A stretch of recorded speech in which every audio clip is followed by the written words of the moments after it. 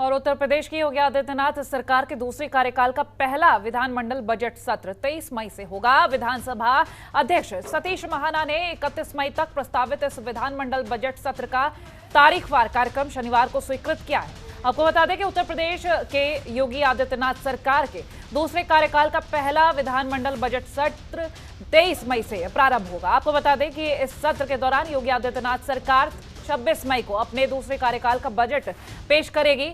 ये जानकारी दे दें कि विधानसभा सचिवालय ने 23 मई से शुरू होने वाले बजट सत्र का कार्यक्रम जारी किया है और साथ ही शनिवार को विधानसभा सचिवालय के जारी कार्यक्रम के अनुसार बजट सत्र के पहले दिन 23 मई को राज्यपाल आनंदीबेन पटेल दोनों सदनों के समक्ष अभिभाषण पेश करेंगे। इसके बाद 24 और 25 मई को अभिभाषण पर चर्चा होगी। 26 मई को बजट पेश किया जाएगा। ये बड़ी खबर आपसे साझा कर रहे हैं।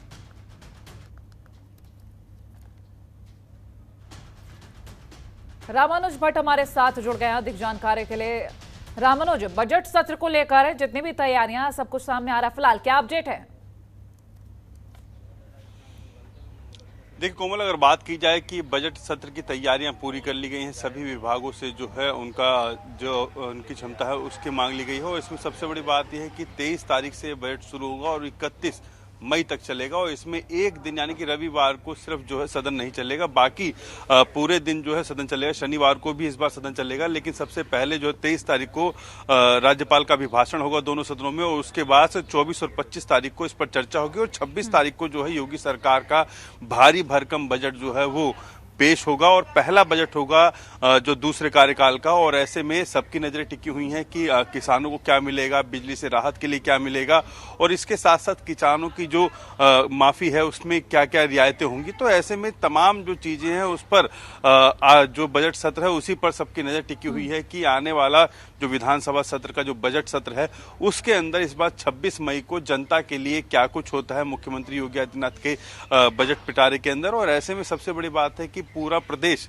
कहीं ना कहीं उम्मीद कर रहा है कि इस बार का बजट जो है और बेहतरीन हो, किसानों के लिए बेहतर हो और स्वास्थ्य सेवाओं के लिए बेहतर हो। इसके साथ साथ महंगाई के ऊपर कुछ काम किया जा सके, क्योंकि लगातार महंगाई भी जो बढ़ रही है उसके लिए भी आम जनता की जो है नजर टिकी हुई है। लेकिन 23 मई से लेकर 31 मई तक विधानसभा सत्र जो है चलेगा और उसमें 26 तारीख को जो है बजट पेश किया जाएगा और उसके बाद चर्चा होगी और बजट के चर्चा के बाद जो है सबकी सहमति से बजट पास होने के बाद जो है आगे के कार्यकाल के लिए जो तमाम योजनाएं होंगी, कुछ योजनाएं बदली भी होंगी, कुछ नई योजनाएं भी होंगी, वो भी इस बजट सत्र के अंदर शामिल की जाएंगी। जी कोमल। ठीक है, कुल मिलाकर सारी तैयारियां हो चुकी हैं। और अगर हम बात करें इस बार कुछ खास नया, क्योंकि हर बार पहले से ही अनुमान लगाया जा सकता है कि किस तरह का माहौल रहेगा, इस बार ऐसा कुछ?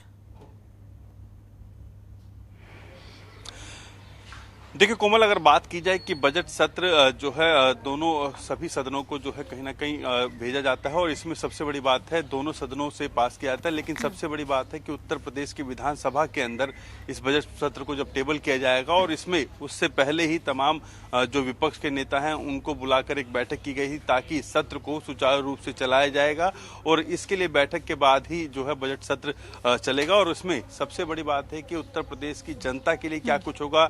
जब बजट के ऊपर चर्चा होगी तब कहीं ना कहीं विपक्ष का हंगामा देखने को मिल सकता है। जी ठीक, हमेशा सरकार की तरफ से कहा जाता रहा है कि हर बार किसानों के लिए कई सारी योजनाएं लाई जाती हैं, उनका लाभ सीधा उन तक पहुंचता है, लेकिन इस बजट के दौरान किसानों के लिए क्या कुछ खास देखा जा सकता है, ऐसा कुछ?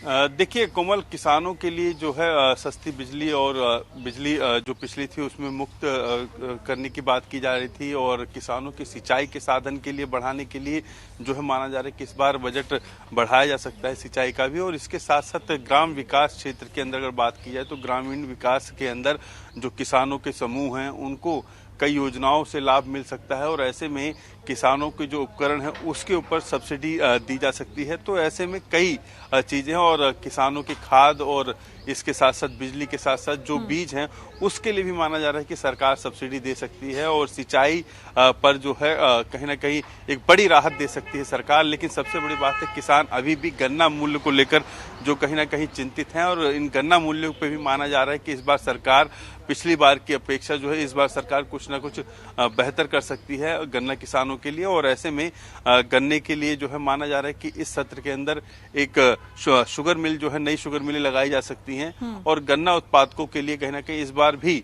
सरकार की तरफ से जो है एक राहत या यूं कहें कि जो रेट है उसमें कोई इजाफा होने की उम्मीद लग रही है। जी, खबरों के निष्पक्ष विश्लेषण के लिए सब्सक्राइब करें Jantantra TV and press the bell icon. Never miss any update.